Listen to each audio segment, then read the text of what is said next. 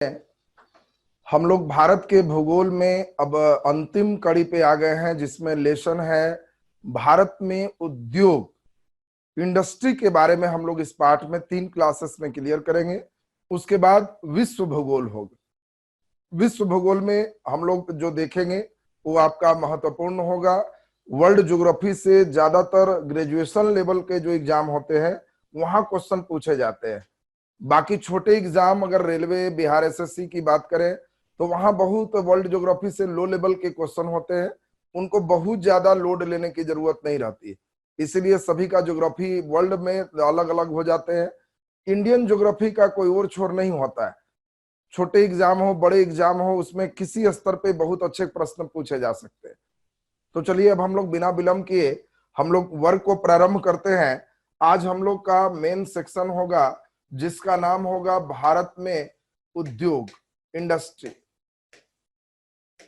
0 level से class चलेंगे और हम कोशिश करेंगे कि सभी लोग का एकदम ध्यान से समझ में आए और पूरी बात समझ में आपका क्लियर हो जाए। चलिए, तो इसमें क्या साउंड प्रॉब्लम लिख रहे हैं? ऐसा तो नहीं है, हम तो यहाँ देख पा रहे हैं साउंड सबका सही जा रहा है। आप अपना एक बार ठीक से चेक कर लीजिए। बाकी बच्चे साउंड ठीक आ रहा है तो ओके लिख दीजिए। अगर साउंड आप बढ़िया सुन पा रहे हैं तो ओके लिख दीजिए। ओके, देखिए क्लियर है। चलिए, जिन लोगों का दिक्कत है वो फिर से हट करके एक बार ज्वाइन कर लीजिए, सही हो जाएगा। चलिए, साउंड प्रॉब्लम नहीं है। चलिए, तो अब इसमें हम लोग यहाँ पर देखें उद्योग। आप लोग यहाँ पे पिछले क्लास में भी पढ़ चुके हैं। आप थोड़ा सा कमेंट्स कम कर लेंगे और उसके बाद खूब बढ़िया से यहाँ पे समझेंगे। पिछले क्लास में भी हम लोग देखे कि किसी भी सेक्टर में जो विनिर्माण की क्रिया है, विनिर्माण का मतलब है कच्चे पदार्थों के द्वारा मानव की आवश्यकता की पूर्ति के लिए किसी पदार्थ का बनाया जाना विनिर्माण कहलाता है। इकोनॉमी के अनुसार से आप जानते हो विनिर्माण की क्रिया को द्वितीय क्रिया के अंतर्गत हम लोग रखते हैं। बाकी कृषि और तमाम चीज आपको ध्यान रखना है कि वो सभी प्राथमिक क्रिया के अंतर्गत आता है। तो द्वितीय क्रियाकलाप में आपके उद्योग शामिल है, जिसमें कच्चे पदार्थ के द्वारा मनुष्य के आवश्यकताओं की पूर्ति हेतु हम लोग वस्तुओं का निर्माण करते हैं।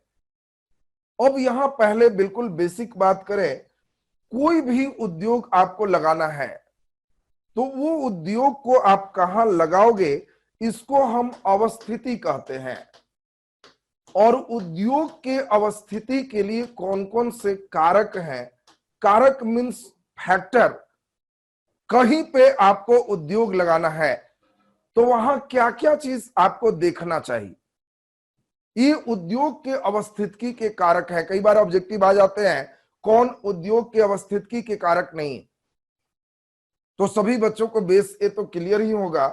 आपको कोई उद्योग लगाना है तो आपको सबसे पहले तो ये देखना होगा कि हम जो उद्योग लगाने जा रहे हैं उस उद्योग का वहां पे बाजार है कि नहीं।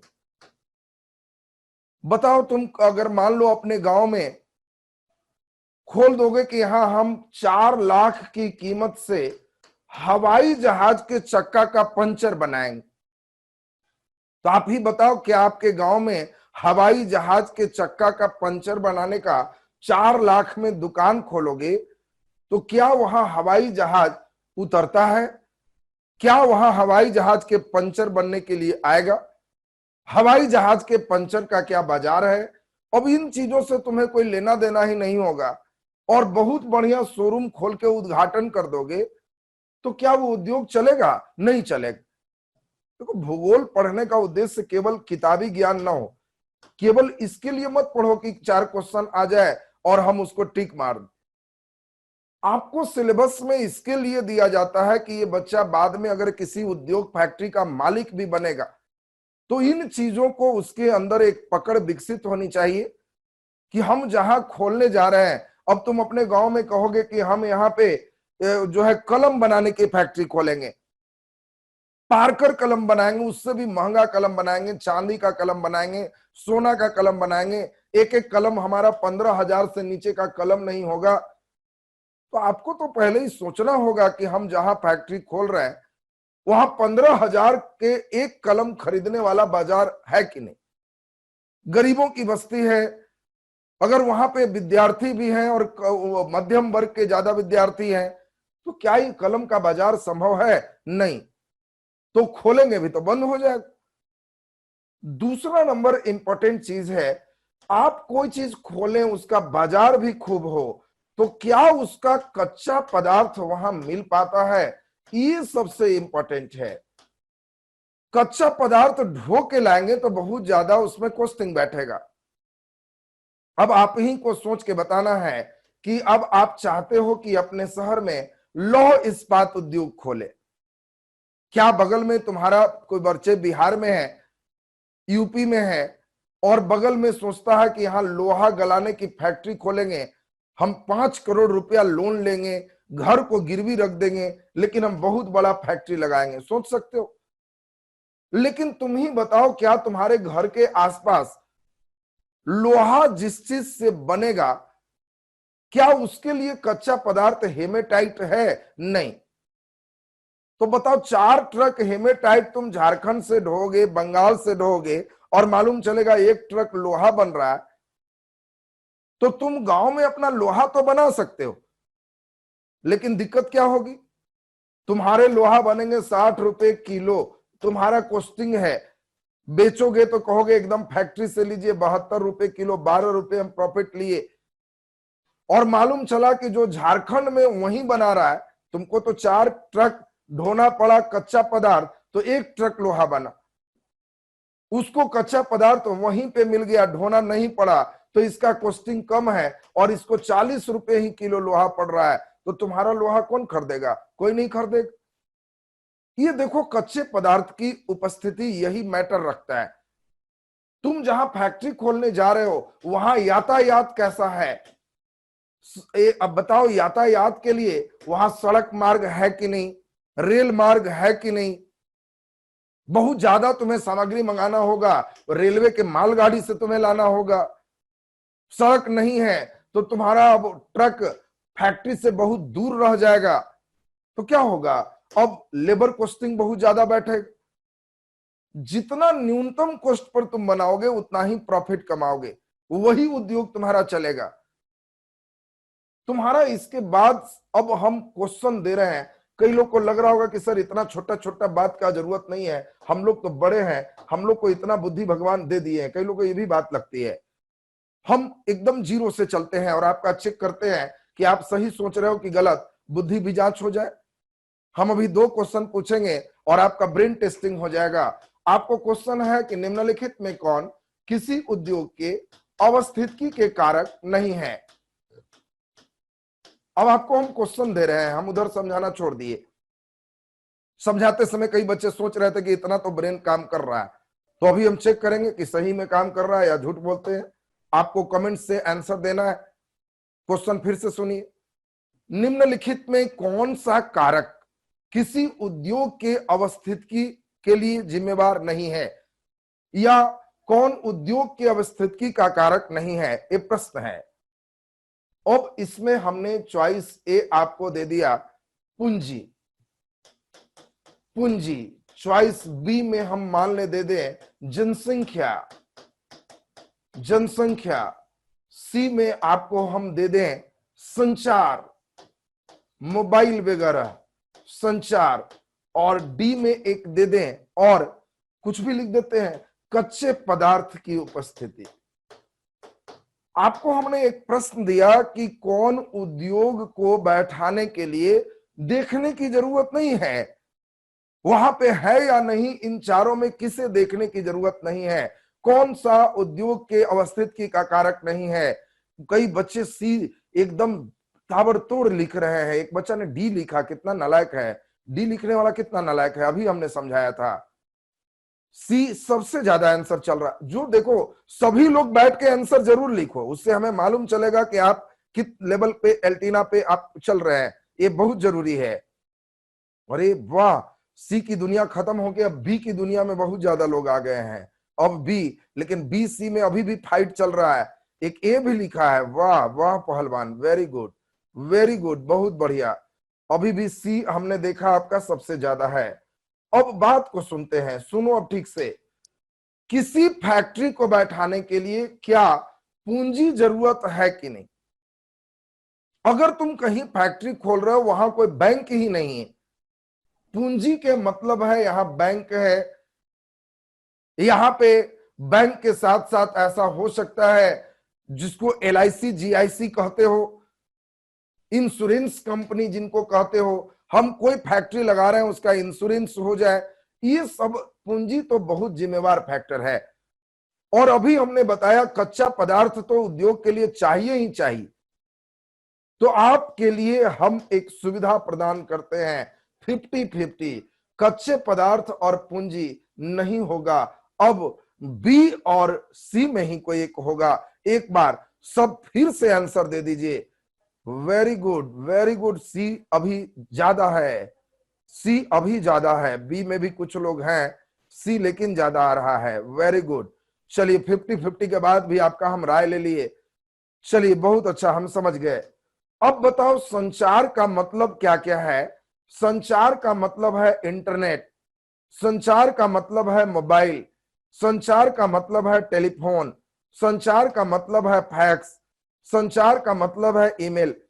अब तुम ही बताओ, फैक्ट्री खोलोगे और ये सब चीज कुछ नहीं तुम्हारे पास रहेगा, जो लोग सी मार रहे हो ठीक, कहां से तुम ऑर्डर लोगे, कहां से ऑर्डर लोगे, कहां से क्या करोगे। इसीलिए बी नहीं होगा।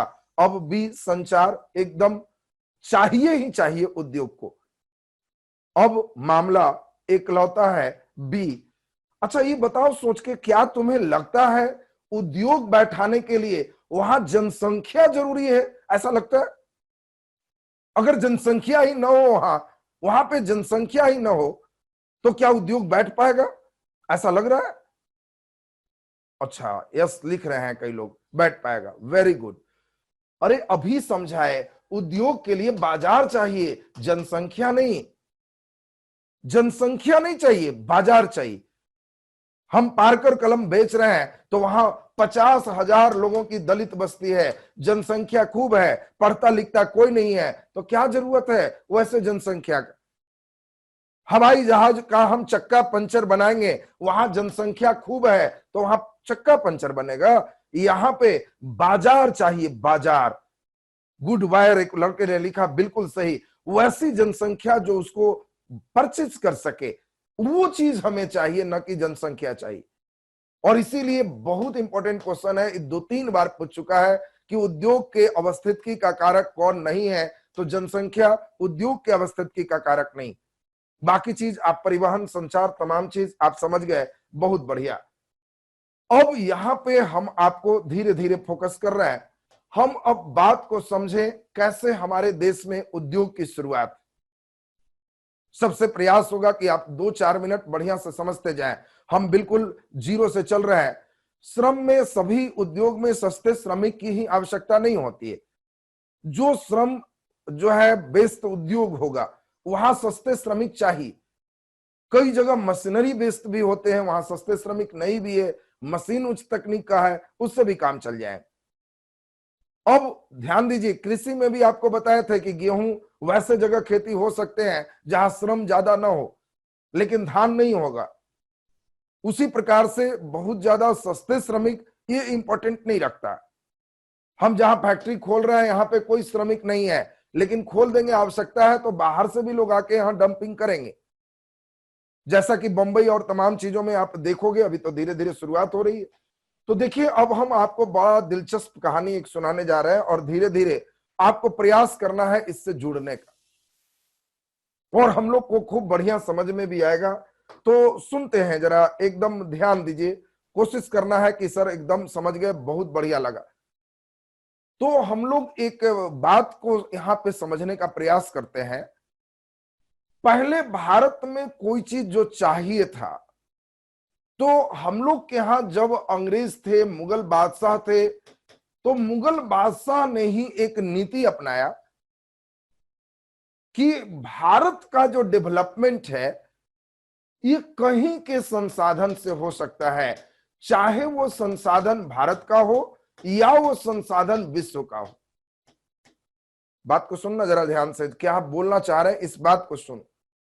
घर का अपना अपना नियम होता है। किसी किसी के घर का नियम है कि हम अपना जो खाएंगे घर का खाएंगे, बाहर के दिया हुआ दूसरे से कुछ नहीं खाएंगे। किसी किसी का होता है कि हम अपने डेवलपमेंट के लिए अगल बगल सबका सहायता लेके खींचेंगे। तो शुरुआत में यही मॉडल था कि विश्व में भी कोई अच्छा चीज है तो इंडिया आ सकता है। और इसीलिए मुगल बादशाह के समय ही हमारे यहां कोई भी आए तो सिर्फ एक बार पूछते थे कि मे आई कम इन, हम लोग कहते थे यस कम इन। मे आई कम इन का मतलब है परमिशन तो लेना होगा। आप कैप्टन हैकिंस, सर टॉमस रो सबकी जो बात सुने हो वही मे आई कम इन की बात।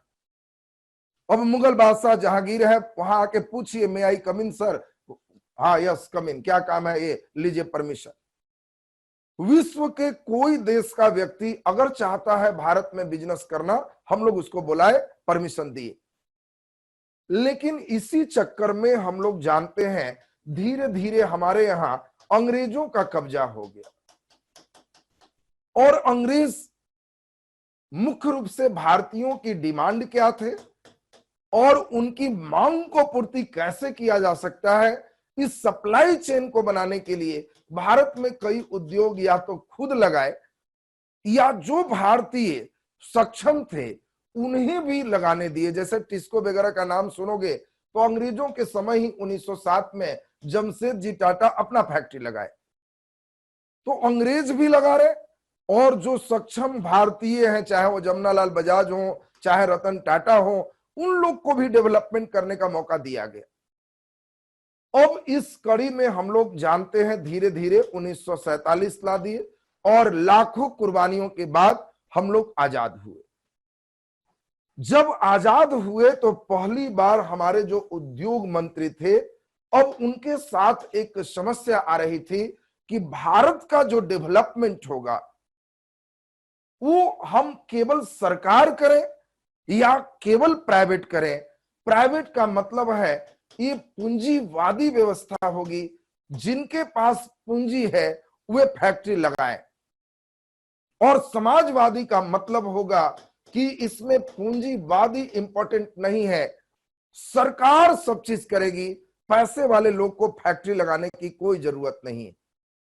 और हम लोग के पहले उद्योग मंत्री श्यामा प्रसाद मुखर्जी थे और श्यामा प्रसाद मुखर्जी के नेतृत्व में एक पहली औद्योगिक नीति हमारी बनी 1948 ईस्वी में। ध्यान दीजिए, 1948 ईस्वी में हम लोग अपनी पहली औद्योगिक नीति बनाए। अब देखो धीरे धीरे यहां से खूब समझना है। हम लोग एक नीति बनाए कि आखिर कैसे देश का डेवलपमेंट करें, किस प्रकार के उद्योग लगाए। तो उस समय की स्थिति इतनी खराब थी कि भारत सरकार के पास इतने पैसे नहीं थे कि वो सारे उद्योग खुद से लगा सके, और न ही हमारे देश में इतने पूंजीपति लोग थे, गिनती में लोग थे। आज भी कुछ देखते हो, गिनती में 10 अमीरों का नाम गिन लोगे, बस उन्हीं के पास मेन पैसा का केंद्र है। उस समय भी यही है, कुछ अमीर लोग हैं। अब सरकार के पास ऑप्शन है, क्या केवल इनके भरोसे देश को छोड़ दे या केवल हम ही करें, तो मेरे पास भी उतना पैसा नहीं। तो श्यामा प्रसाद मुखर्जी ने 1948 में एक मॉड्यूल लाया कि हमारे देश में जो उद्योग का डेवलपमेंट होगा वो मिश्रित उद्योग होगा। और मिक्स्ड इकोनॉमी की जो व्यवस्था की है, ये मिश्रित का मतलब होता है कि सरकार कुछ क्षेत्र में जहां कोई नहीं है वहां देशवासियों की मांग की पूर्ति के लिए खुद फैक्ट्री लगाएगी। और अगर कोई पूंजीवादी लोग हो, पूंजीपति लोग हो, चाहे वो जमशेदजी टाटा हो चाहे बजाज हो, हम उनके फैक्ट्री को भी छोड़ देंगे, उन लोग भी अपना चलाते रहिए, मैं रोक नहीं लगाऊं। हमारे पास 48 में विकल्प था, अगर चाहते तो रतन टाटा वगैरह का सब बंद कर देते कि कोई टाटा नहीं चलेगा, सरकार सब चीज डील करेगी। लेकिन सरकार की स्थिति भी बहुत अच्छी नहीं है, तो उन्होंने इनको भी रहने दिया, खुद भी लगे।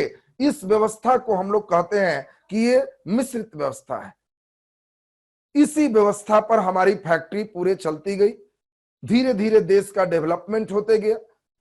सरकार दूसरे देशों की सहायता से भी कई फैक्ट्रियों लगाना शुरू की। 8 साल बाद 1956 जब आया तो इस समय द्वितीय औद्योगिक नीति घोषित हो गया, और द्वितीय औद्योगिक नीति में सरकार एकदम टाइट कर दिया कि अब हम निजी क्षेत्रों को बढ़ावा नहीं देंगे, प्राइवेट जो है सो है। हम भारत में समाजवादी ढंग से, समाजवादी का मतलब है सरकार के नेतृत्व में, यहां का डेवलपमेंट करेंगे। आप देखो इसके बाद कई प्राइवेट बैंक हैं, सबको खींच के राष्ट्रीयकरण सरकारी कर दिया जाएगा। सब चीज में सरकार कहेगी कि सिर्फ सरकार ही जिम्मेवार है हर चीज करने के लिए। एक चिट्ठी भी पहुंचाना है तो प्राइवेट कोई कंपनी नहीं खुलेगी, सरकार चिट्ठी पहुंचाएगी डाकघर के द्वारा। अगर कोई व्यक्ति कहेगा कि हम भी चिट्ठी पहुंचाते हैं तो उसको जेल डाल देंगे। पैसा भेजना है मनी ऑर्डर सरकार करेगी, चिट्ठी भेजना है सरकार करेगी, अगर टेलीफोन लगाना है सरकार का BSNL होगा, जो काम होगा सिर्फ सरकार करेगी, सिर्फ सरकार करेगी। रेलगाड़ी तो सिर्फ सरकार चलाएगी, बसेस तो सरकार और प्राइवेट दोनों मिलकर चलाएगी, सरकारी बस भी है प्राइवेट बस भी है, ये मिश्रित शुरू में अनाउंस हुआ वही चल रहा है। अब यहां से 56 के बाद हमारे देश में एक नई चीज उभरने लगी, उद्योग के रूप में सरकारी समावेश बढ़ गए और हर जगह सरकार ही जिम्मेवार थी सब चीज करने के लिए। लेकिन अब यहां से बहुत इंपॉर्टेंट सिस्टम आ रहे हैं, धीरे धीरे आप पूरे जुड़ पाओगे और दोनों जगह फायदा मिलेगा, ज्योग्राफी में भी इकोनॉमी में भी, चूंकि कुछ चैप्टर दोनों में कॉमन है, उधर भी आपको पढ़ने होंगे। अब यहां पे बात को आप ठीक से सुनिए।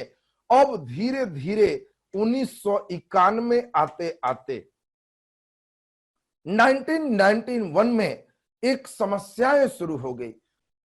भारत कंगाल घोषित होने वाला देश बनने जा रहा था।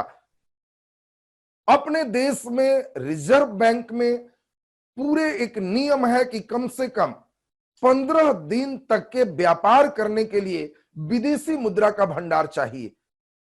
लेकिन हमारे देश में विदेशी मुद्रा का भंडार 91 में जब 15 दिन का भी बचने वाला नहीं था तो भारत की स्थिति एकदम खराब स्थिति। इस समय प्रधानमंत्री नरसिम्हा राव थे और इस समय वित्त मंत्री मनमोहन सिंह थे। ये लोग को लगा कि अब क्या करें, अरे तुम्हारे घर में भी नियम है, तुम्हारा डेरा लेके पटना रहो, बाहर रहो, तो क्या है, तुम डेली गिनते हो पैसा और नियम बनाए हुए हो कि कम से कम 2 दिन के सब्जी खरीदने का पैसा रहना चाहिए, अगर इससे नीचे भाग गए तो कंगाली आ गए। कम से कम इतना दिन का रहना चाहिए, नहीं तो कंगाली घोषित हो जाएगा। इधर उधर मांगने लगेंगे कि भाई कुछ मदद कीजिए। तो भारत भी वर्ल्ड बैंक से कर्ज मांगा और विश्व बैंक कहा कि कर्ज ऐसे नहीं देंगे, ये तुम क्या करके बैठे हो, हर चीज सरकारी करके बैठे हो, इसी में दिक्कत है। हम कुछ शर्त बताएंगे, अगर वो शर्त मानोगे तो तुम्हें कर्ज मिलेगा, नहीं तो नहीं मिलेगा। और यही 56 में हम लोग अपनी औद्योगिक नीति में हर चीज में लाइसेंस जरूरी कर लिए थे। कोई फैक्ट्री खोलना है तो पहले लाइसेंस लो सरकार से। अगर सरकार को लगेगी कि हम सरकारी करेंगे तो लाइसेंस ही नहीं देगा। किसी को कोई सामान लेना है तो परमिट मिलता था और अधिकांश सामान कोटा थ्रू सरकार बेचवाती थी। ये 1956 से हमारे देश में LPQ सिस्टम चल रहे थे, लाइसेंस परमिट एंड कोटा। ये 1991 आते आते जब देश दिवालियापन पे आ गया तो विश्व बैंक के सलाह पर हम लोग ये लाइसेंस परमिट कोटा को समाप्त कर दिए और 91 की औद्योगिक नीति, स्वतंत्रता प्राप्ति के बाद जितने भी औद्योगिक नीति बनी थी उसमें सबसे विशेष था और सबसे ज्यादा आमूलचूल परिवर्तन किया गया और 1991 की औद्योगिक नीति सबसे महत्वपूर्ण रहा। और इस नीति में हम लोग सबसे महत्वपूर्ण निर्णय लिए कि लाइसेंस परमिट कोटा नहीं चलेगा, इसके जगह पर LPG चलेगा। क्या तुम LPG समझते हो? 91 में हमारे देश के उद्योग के सेक्टर में एलपीजी का डेवलपमेंट है। क्या आप एलपीजी समझते हो? जल्दी एलपीजी का मतलब जल्दी कोई लड़के जानते हो तो लिखिए। वेरी गुड सुमेश जी, बहुत बढ़िया लिखे हैं, बहुत अच्छा, बहुत बढ़िया, बहुत बढ़िया, वेरी गुड। देखिए कई बच्चे नहीं भी लिख रहे हैं, कोई बात नहीं। इमरान जी लिख रहे हैं नहीं, कोई बात नहीं, जरा हम लोग ध्यान दें। कई बच्चे जो एलपीजी का मतलब लिक्विड पेट्रोलियम गैस समझ रहे हो, तो ये गैस वाला नहीं है बाबू, एलपीजी है liberalisation, privatisation and globalisation. Very good. देखिए कई बच्चे बिल्कुल सही आंसर दे रहे हैं। तो लिबरलाइजेशन का मतलब होता है उदारीकरण, प्राइवेटाइजेशन का मतलब होता है निजीकरण, एंड ग्लोबलाइजेशन का मतलब होता है वैश्वीकरण। और यही चीज हम लोग को सीखना है। 91 में हम लोगों ने डिसीजन लिया कि हम लोग उदार होंगे, हर चीज के लिए लाइसेंस नहीं मांगेंगे, बहुत कुछ जरूरी होगा तब लाइसेंस की जरूरत होगी। भारत सरकार उदार हो गई। और दूसरा, ये तुम लोग के लिए टेंशन की बात है, 91 के पहले जिन बच्चों ने जनरल कंपटीशन की तैयारी की, उनके साथ यही दिक्कत था, इन नौकरी की ज्वाइनिंग लेटर सरकारी आते थे, वो ज्वाइन करने नहीं जाते थे। आज भी गांव में तुम्हें कई पुराने लोग मिल जाएंगे कि हमको फलाना चीज में हो गया था, गए नहीं, क्योंकि इस समय हर चीज सरकार को ही करना था, तो सरकारी नौकरी आसान था। लेकिन अभी जिस दौर में आप चल रहे हो, 91 में ही एक नया दौर आया, निजीकरण। हर चीज को प्राइवेट बना दो, दोनों चीज का एग्जिस्टेंस रखो, और सरकार का काम देश चलाना है, न कि तेल नमक चीनी बेचना। पहले था कि सरकार चीनी भी बेचती, किरासन तेल भी बेचती, चावल भी बेचती, सरकार ही सब कुछ करती। 91 में हुआ कि तुम देश चलाओ यार, और नमक तेल धनिया बेचने वाला बहुत लोग है, दे दो उनको बिना लाइसेंस के ही बेचने की इजाजत, और हर चीज में निजी क्षेत्र बढ़ा दो। और यही, कितना उदाहरण तुम्हें दे, ये निजीकरण को तुम अब सब समझ गए होगे। पहले सिर्फ फोन में एक ही थे, बीएसएनएल, भारत संचार निगम लिमिटेड। किसी को मोबाइल लगाना है तो इससे ही लगेगा। इतने ज्यादा लोड थे कि फोन मांगने वाले लोग बहुत ज्यादा, डिमांड ज्यादा और सप्लाई कम। सरकार अकेले कंपनी है, सप्लाई कितना करेगी, डिमांड पूरे देश का है। सोचो, नंबर लगा लगा के हम लोग टेलीफोन बांटे हैं, ये भी दिन रहा है। नंबर लगा का मतलब है कि अभी 2000 जमा कीजिए, 6 महीना 1 साल बाद आपके घर में फोन लग जाएगा। इतने हैवी ट्रांजैक्शन हो गए, इतने ज्यादा लोग का फोन आने लगे कि बीएसएनएल का नाम ही पड़ गया। भाई साहेब नहीं लगेगा, लगाते रहो। सोचिए, आदमी लगा रहा नहीं लग रहा तो पूछता था ये बीएसएनएल के सिम है, तो हाँ, तो भाई साहब ना लगेगा, इस सरकार के है। 91 में सरकार कही प्राइवेट लोग को कि पैसा है तो टावर गाड़ो, और इसी समय अब प्राइवेट निजीकरण का देखो बढ़ावा हो गया। तो एयरटेल आया, आइडिया आया, तुम देख रहे हो वोडाफोन आया, तुम देख रहे हो जियो आया। ये तमाम लोग का, जितने लोग का एंट्रेंस है 1991 के बाद निजीकरण के बढ़ावा में आ गया। इसके पहले सिर्फ डाकघर चिट्ठी पहुंचाते थे। 91 के बाद कई कुरियर कंपनी आ गए, डीटीडीसी और तमाम फर्स्ट फ्लाइट, कि हम लोग भी चिट्ठी पहुंचाएंगे। सरकार कही कि जिसको पहुंचाना है सब पहुंचाओ, सब पहुंचा सकते हो। हर सेक्टर में प्राइवेट को खोल दिया गया, और सिर्फ 2 ही सेक्टर रिजर्व रखे थे कि हम रेल के लिए अभी प्राइवेट नहीं करेंगे। इसलिए नहीं कि रेलवे को प्राइवेट नहीं करना चाहते, तुम्हें जब विशेष पढ़ोगे डिटेल में, एक दिन में कई देश हैं पूरा रेल को बेच के रख दिया, फ्रांस वगैरह। फ्रांस भी पहले सरकारी रेल था, एक दिन में सब हटा दिया, प्राइवेट को दे दिया। सरकार केवल बैठ के 49%, पूरा नहीं बेचती है सरकार। अब सरकार रेल चलाती है और उसको 200 करोड़ आ रहा है, तो 51% शेयर बेच दी, अरबों रुपया आ गया, और 49% प्रॉफिट में बैठे बैठे ले रही है कि प्राइवेट चलाओ, बैठे बैठे हमको प्रॉफिट होगा, तो क्यों टेंशन लेंगे। भारत में सरकार रेल को अभी प्राइवेट नहीं की है, वो जानती है कि अभी हमारे कई लोग हैं जिनको पूंजी नहीं है, पैसा नहीं है। अगर हम किसी स्टेशन पर आज भी चेकिंग लगा देंगे तो कई पैसेंजर ऐसे हैं जो पिछला स्टेशन पर भैकम काटेंगे और सुनेंगे कि यहां पर टीटी बहुत ज्यादा आया है, तो एक स्टेशन पैदल चल के अगला पर जाके खड़ा होंगे और नेक्स्ट ट्रेन जाके धर के निकलेंगे। कई लोग यहीं पर सीढ़ी पर बैठे रहेगा। पैसेंजर ट्रेन की बात कर रहे हैं, लोकल ट्रेन की बात कर रहे हैं। तुम भी कहीं स्थानीय लोकल होगा तो वहां पर ही महसूस कर सकते हो। जिस दिन है चेकिंग है तो कई लोग बाहर रह जाएगा, टिकट नहीं लेता कि अच्छा ये ट्रेन में चेकिंग है तो अगला में जाएंगे, ओ अगलो में चेकिंग है तो नेक्स्ट में जाएंगे। सुबह से शाम तक बैठा रहेगा लेकिन फिर ही जाएगा, पैसा नहीं। और सरकार इसीलिए प्राइवेट नहीं की थी, लेकिन अब देख रही कि धीरे धीरे व्यक्ति सक्षम हो रहे हैं, तो तुम हमेशा अखबार में न्यूज सुन रहे होगे कि प्राइवेट रेलगाड़ी अब चलने जा रही है। चलेगी, एक ही बार प्राइवेट थोड़े होता है। स्वीट पॉइजन, धीरे धीरे जहर देना। एक दिन में प्राइवेट करेगा तो इंडिया में सब हड़ताल कर देगा, ट्रेन नहीं चलाएगा, हंगामा करेगा। मीठा जहर चढ़ा दिया। पहले ट्रेन टिकट काटने के लिए टीसी बहाली निकलता था, टिकट कलेक्टर की बहाली थी, टिकट काटने वाले की बहाली थी। धीरे धीरे कर दिया कि मोबाइल से भी टिकट कट जाएगा, साइबर कैफे से कट जाएगा, तो इनकी बहाली करना बंद कर दिया। अब 4 काउंटर की जगह 2 काउंटर। धीरे धीरे कर देगा कि एकदम मोबाइल में किसी से कट जाएगा तो सब खिड़की बंद कर देगा कि बाहर से मोबाइल से टिकट काटो, अब बस ट्रेन में इन करो।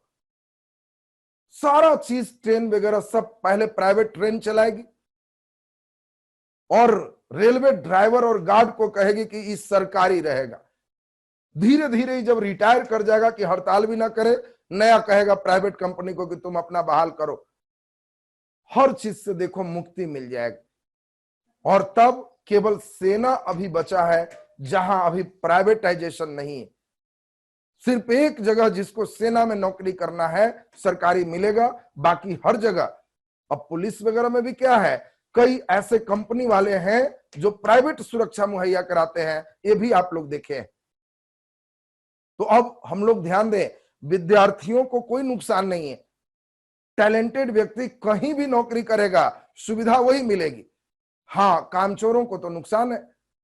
प्राइवेट होगा का मतलब टाइट ड्यूटी लेगा, एक दिन भी ड्यूटी इधर से उधर किया खिसका देगा कि छुट्टी। सरकारी में ऐसी बात नहीं है, थोड़ा आराम, इसीलिए कई लोग सरकारी नौकरी खोजते भी है। और वैश्वीकरण का मतलब हम लोग देखें, पूरे विश्व में कोई सामान एक जगह से दूसरे जगह आ जा सकता है, कोई रुकावट नहीं होगा। यही चीज 91 से शुरू हुआ तो चाइनीज सामान हमारे देश में भरना शुरू हो गया, चाइनीज मोबाइल आना शुरू हो गया, चाइनीज ऐप आना शुरू हो गया। 91 के बाद के कारण आया, हम लोग ग्लोबलाइजेशन अपनाए, इसी के कारण आया। आज सरकार बैन कर रही है चीनी ऐप पर, तो चीन क्या कह रहा है, इसी की दुहाई दे रहा है कि ग्लोबलाइजेशन भूल गए हो, जब बिना रुकावट आ जा सकता है क्यों रोकोगे। और भारत कह रहा है कि हमारे सुरक्षा पर खतरा महसूस है, हमारे कई डाटा ले जा रहे हैं, हम बंद करेंगे। यही द्वंद देखो, ये ग्लोबलाइजेशन का चल रहा है। और इसी परिप्रेक्ष्य में आपको उद्योग बढ़िया से समझना होगा।